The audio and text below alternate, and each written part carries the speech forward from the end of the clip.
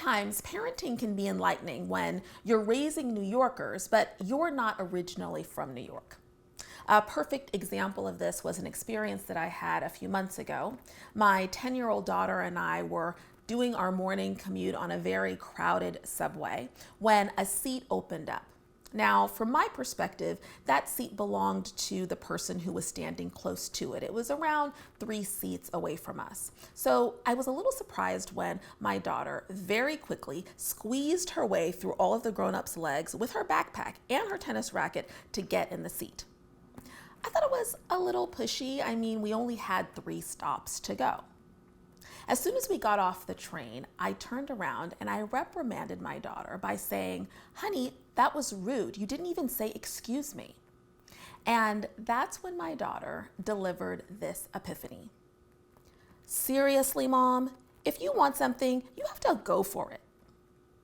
Now, at first I was annoyed that my daughter was talking back to me, but soon it hit me how profound her lens on this experience was relative to mine.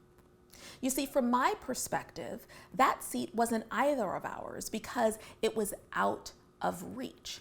But from her perspective, that seat belonged to whoever could get into it first. And she leveraged her advantage of having a smaller body to get what she wanted.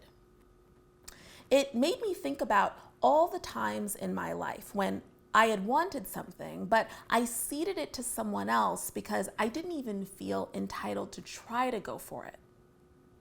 Have you ever felt that you weren't eligible for a promotion because your colleague had more tenure?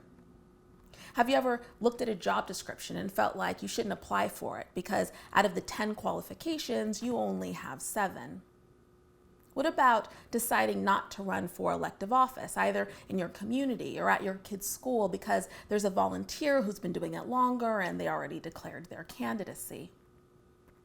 The next time you're trying to decide whether or not you should throw your hat into any ring, just remember Ekua's advice.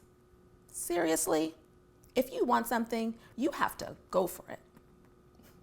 Thank you so much for watching. For more Tiffany's Epiphanies insights, just sign up at tiffanydufu.com.